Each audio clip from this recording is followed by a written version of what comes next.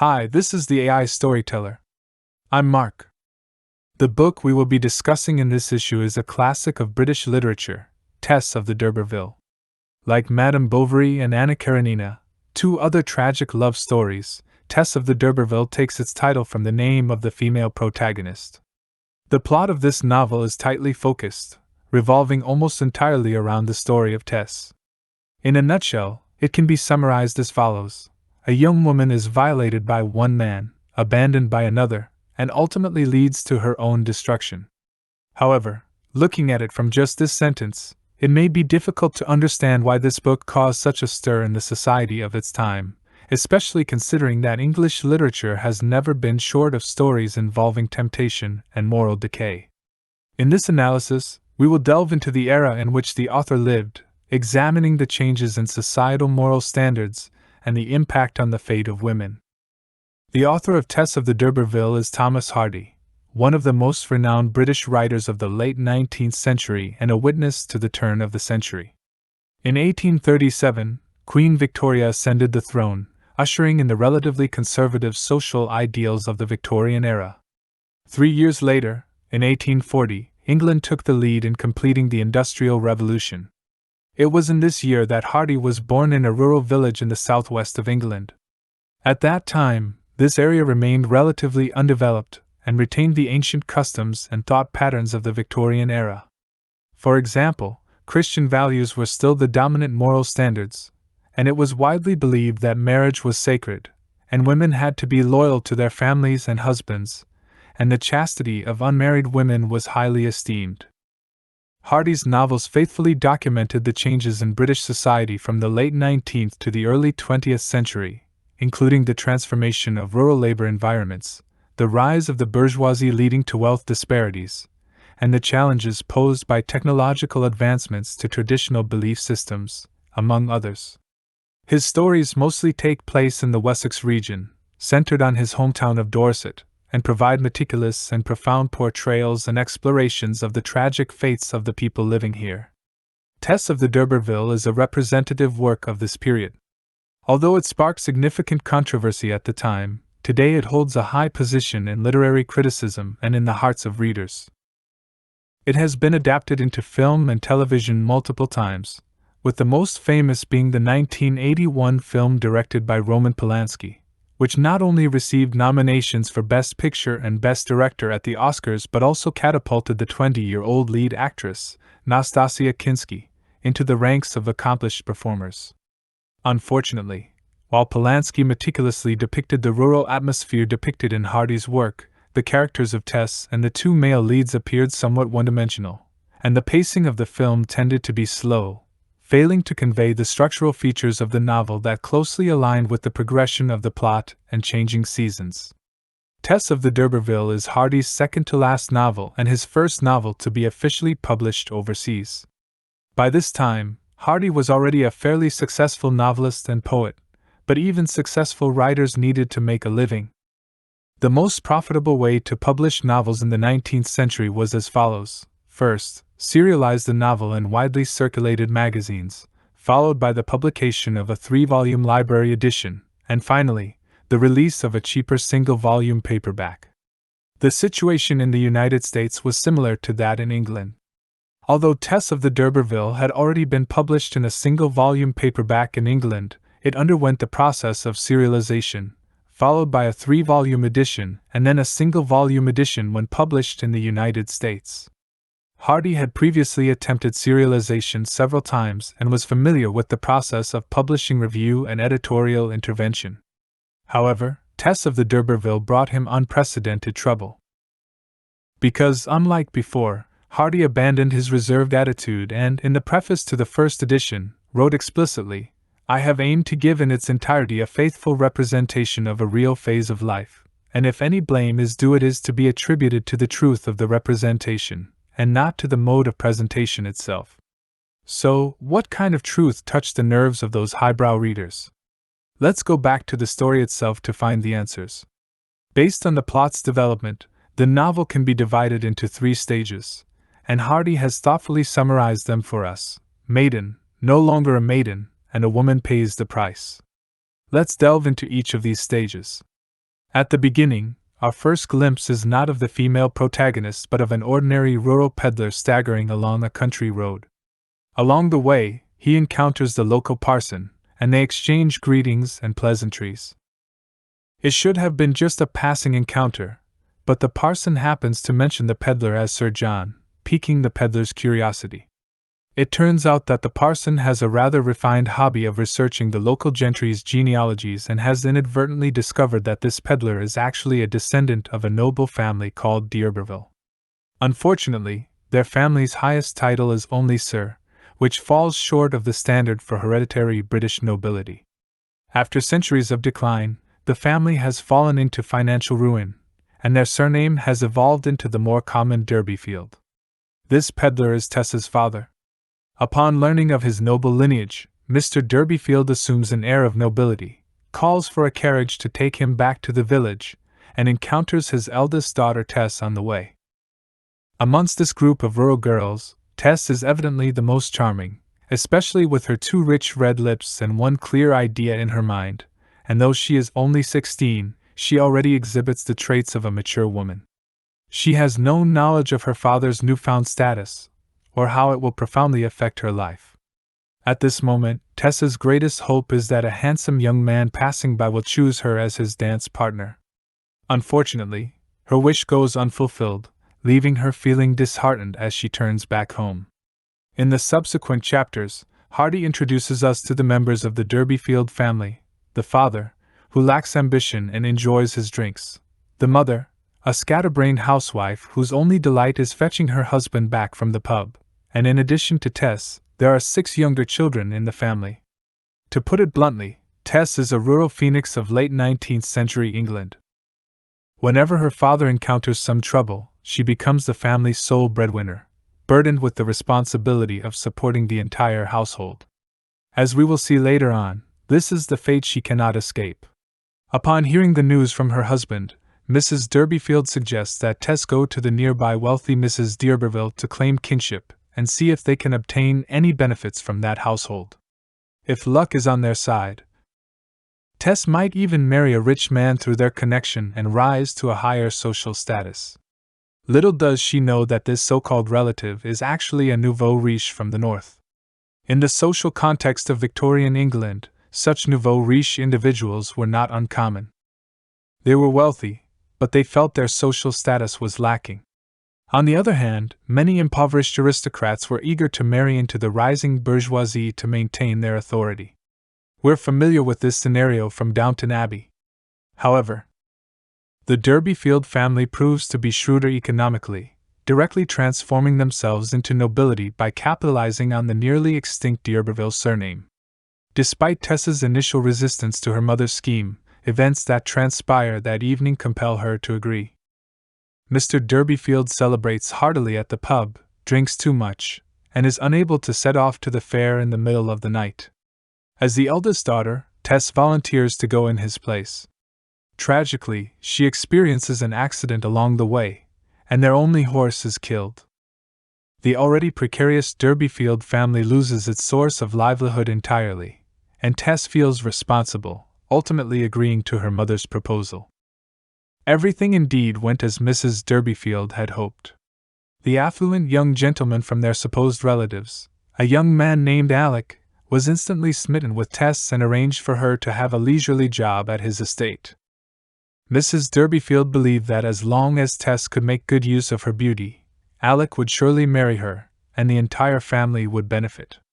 Unfortunately, even though Mrs. Derbyfield had given birth to 7 children herself, she had never considered teaching her daughter about matters between men and women. Tess was still quite innocent in such matters, and during her interactions with Alec, she had no idea how to use her feminine charm or how to protect herself. She instinctively resisted Alec's advances. It wasn't until one evening when Tess and some other young people from the village went to a fair and had an argument with Alec's former lover on the way back that things took a turn. Tess was surrounded by the crowd, and at that moment, Alec appeared on horseback. To escape the attack from her companions, Tess temporarily overlooked Alec's previous flirtations and mounted his horse. This led to a significant event, which in point of fact destroyed her hope. It is not difficult to guess that this event was Tessa's loss of virginity. Alec led her wandering through the woods, delaying her return home. Despite his claim that he just wanted to spend more time with Tess, when she fell asleep in the woods due to exhaustion, Alec took advantage of the situation and had a sexual encounter with her. This scene not only became a turning point in Tess's life but also one of the most scrutinized and controversial plot points for readers and critics. What exactly happened in the woods is shrouded in vague language, with Hardy using phrases like dense darkness and heavy dews. This omission can be attributed to concerns about censorship, but it's precisely because of this omission that it has sparked endless speculation and debate among later readers. During the course of the incident, did Tess ever wake up? Or was she, as interpreted by the film director Roman Polanski, actually awake the whole time? If Tess was truly awake, was this an act of seduction or, in fact, rape? What further perplexes readers is the author's vague treatment of events that occurred in the weeks following this incident. Did Tess only lose her virginity once, or did she become Alec's mistress during this time? We'll put these questions aside for now and revisit them later. In any case, when we see Tess again, she has returned to her family.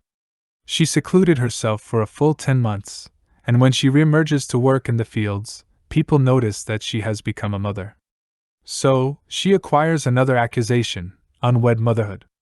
Unfortunately, the child is frail and sickly from birth and doesn't live long. Tess takes a break at home for the entire winter, and when spring arrives, she is fortunate to secure a job as a milkmaid on a farm. If we review the timeline, we'll find that at this point, Tess is just 20 years old. Despite her constant self-condemnation, believing she doesn't deserve happiness, her heart still yearns for joy. It's this instinct that guides her into the second phase of her life. Tess begins her new life at the farm, at least on the surface. The environment is beautiful, the climate is pleasant, and there isn't too much milking work. It seems like the perfect setting for budding romance. It's here that Tess encounters the second man in her life, by coincidence. This young man, named Angel, happens to be the same gentleman who rushed off before they could share a dance at the beginning of the novel. His father is a devout parson, and both his brothers are also clergymen. However, Angel is the family's odd one out. He rejects traditional religious beliefs and refuses to pursue a career in the clergy. After much soul-searching, at the age of 26, he finally finds his calling and decides to become a farmer. In order to acquire the necessary knowledge, he also comes to work on this farm. Looking around, everyone on the farm except for Angel is a farmer, and his appearance gives him a natural advantage, capturing the hearts of all the farm girls. Tess, with her outstanding beauty, stands out from the rest. Additionally, she occasionally expresses philosophical thoughts in simple language, which naturally wins the heart of the artistic young man, Angel. The two of them spend quite a while in an ambiguous courtship, and eventually, Angel can't resist breaking the ice. Tess undoubtedly has feelings for him as well, but when she thinks about her past, she believes she could never be worthy of Angel. Faced with his proposal, Tess finds herself in a dilemma: either accept it without revealing her past, or give up this opportunity and embrace a difficult life of spinsterhood. Several times she attempts to confess to Angel, but the words never leave her mouth. She writes a letter to her mother, who advises her never to disclose her past, reassuring her that she isn't the only woman in the country who has faced such circumstances, so why invite trouble? Let the matter resolve itself in due course. Under her mother's prodding, Tess reluctantly agrees to marry Angel but remains uneasy, fearing that the truth might come to light. One day, while shopping in town for wedding supplies with Angel, they unexpectedly encounter a fellow villager who knows about Tess's past. This person inadvertently hints that Tess is not a virgin. Although Angel eventually concludes that the person must have been mistaken, Tess is deeply disturbed by this and decides to write a letter confessing her past. Due to a series of mishaps, the letter never reaches Angel, and Tess takes this as a sign that she shouldn't reveal the truth to him. The two eventually marry, and on their wedding night, Tess's conscience overcomes her sense of luck, leading her to believe that it's immoral for her to receive Angel without bearing any consequences for her past. Unexpectedly, before she can speak, Angel confesses to having had a previous lover in London. Tess feels relieved, thinking that this means they are even now, and proceeds to confess her own past. What Tess didn't anticipate is that Angel is completely stunned. Despite Angel's apparent disregard for societal norms and conventions, he is still influenced by traditional values deep down. Like most men of his time, he wanted his wife to be pure and virginal. Discovering that he has married a fallen woman leaves him feeling deceived and cheated. Previously, he had regarded Tess as a nature's fresh, innocent daughter, but now, she has become a symbol of ancient, decadent, and treacherous values. Angel reprimands Tess for her lack of judgment, refinement, and her inability to live with him. In his frustration, he suggests they spend some time apart, and Tess reluctantly agrees. Angel provides Tess with some money, fulfilling his husbandly duty, and then they go their separate ways. Tess once again returns to her hometown.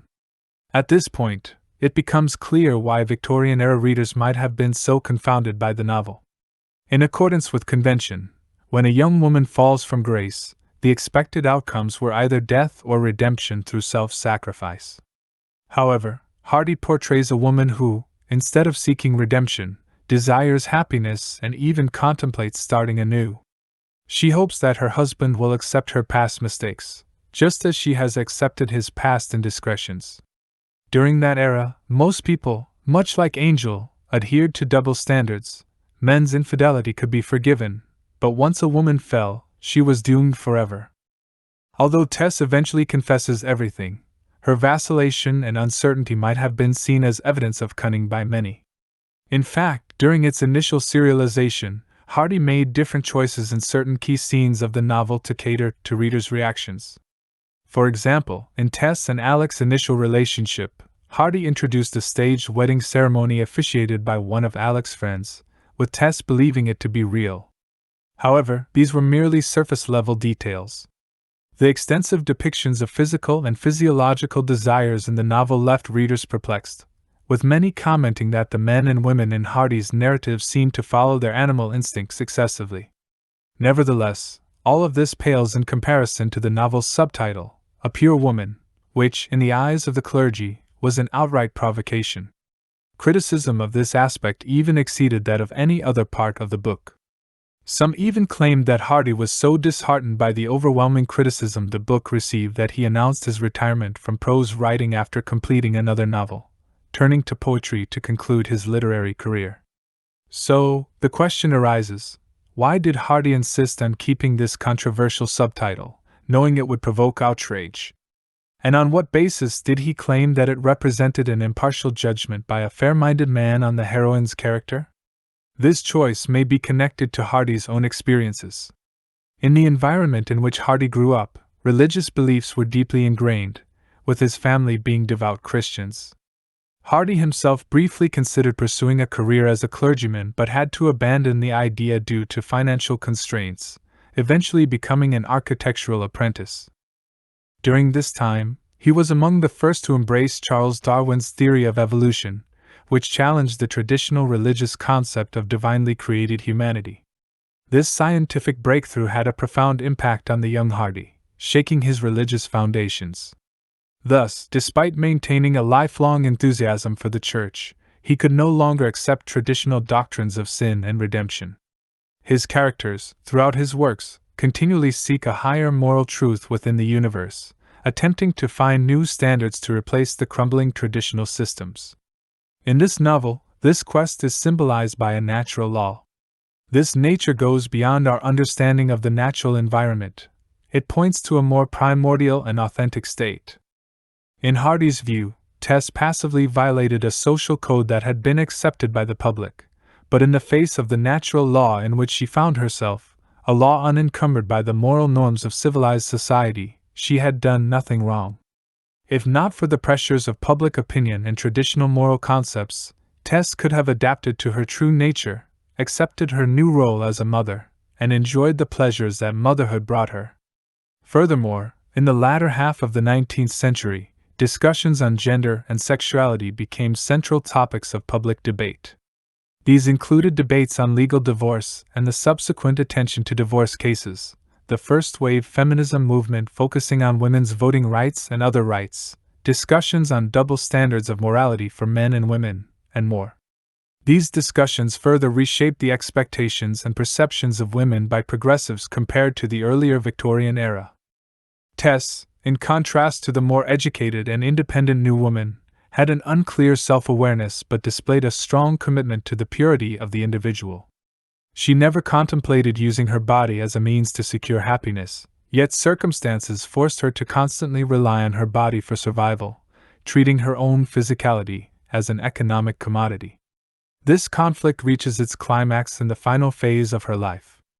After parting ways with Angel, who had decided to seek his fortune in the colonies by farming in Brazil, Tess found herself with no place to go at home. To support her family, she gave most of the money left by Angel to her family, and had to make a living by doing odd jobs. She couldn't even afford a place to stay, sleeping outdoors. Winter arrived, and Tess could no longer find the relatively easy job of milking cows, so she embarked on a long journey to a more remote and impoverished village to work as a laborer. Out of pride, she refused to seek help from her in-laws, and she also wanted to atone for her sins by subjecting herself to physical hardships.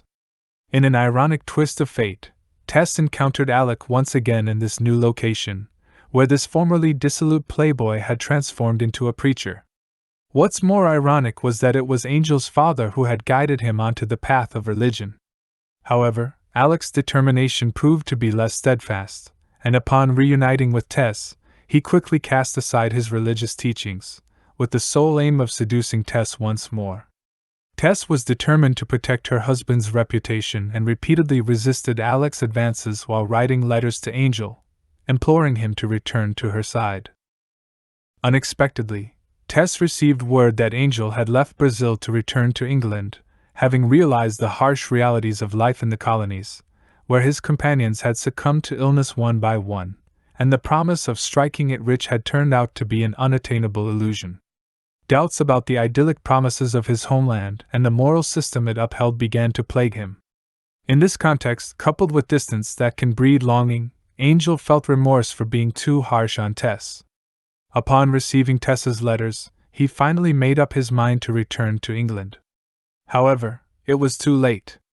Tess had received news of her mother's illness, prompting her to return home ahead of Angel. What awaited her was the sudden death of her father, and her family's eviction from their home.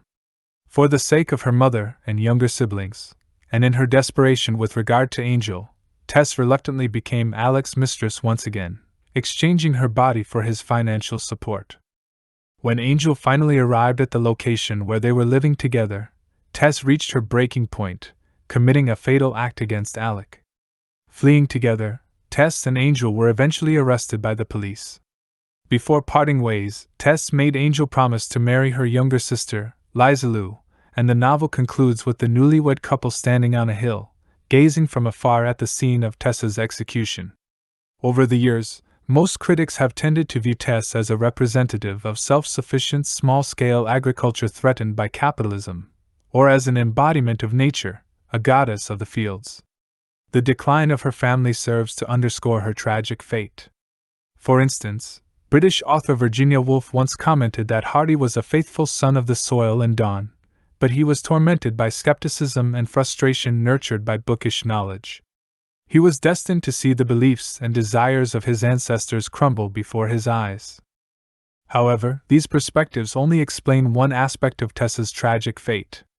In fact, before Tess's second return home, industrialization, machinery, and urbanization played a minor role in the novel, and what drove her toward her final destiny was the nature that had always surrounded her.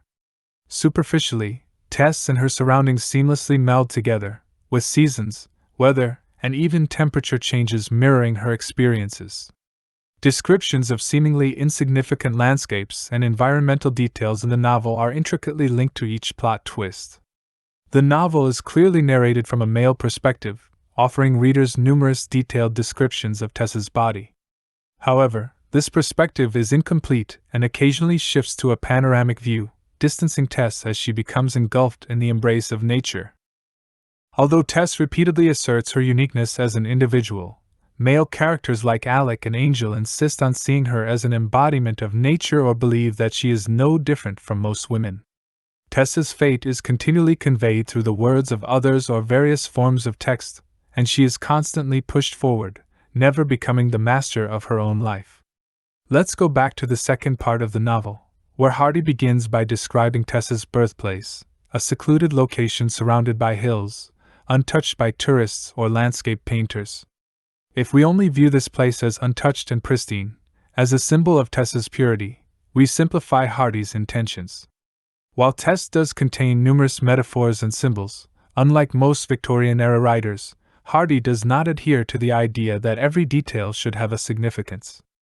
Instead, he hopes that readers will recognize that every viewpoint and perspective should be given equal importance. Just as viewing the village from different angles can create different impressions, Tess's experiences can be interpreted from various starting points, employing different theories and perspectives. Reflecting on the silence of the forest scene, we may better understand Hardy's true intentions. Furthermore, Hardy challenges traditional narrative conventions in this novel, further developing British realism, as exemplified by Dickens and the Bronte sisters. In his view, Tess as a character symbolizes the abrupt conclusion of long-standing aesthetic strategies in British literature under the influence of modernity. Binary moral and aesthetic standards are replaced by more layered and even contradictory viewpoints. Hardy is reluctant to provide readers with a coherent, holistic character.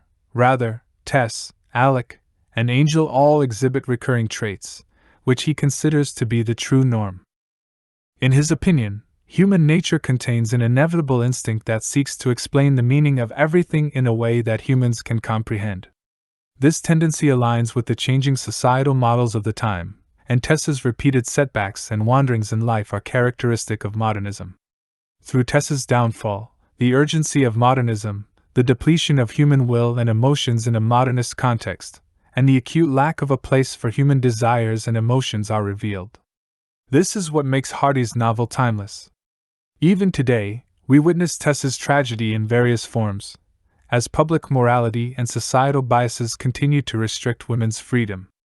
It is for this reason that Tess's character exudes such enduring vitality, resonating and reverberating in the hearts of women who seek personal happiness. That concludes our analysis for this section. Let's review the key points. 1. Thomas Hardy's work faithfully records the social changes in late 19th to early 20th century England, with a focus on the Wessex region, his hometown.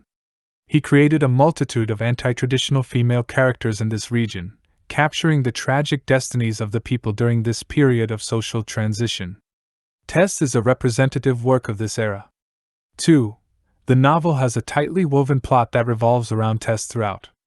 Due to its challenging of Victorian mainstream social values, the novel garnered criticism, particularly regarding the moral standards applied to the female protagonist.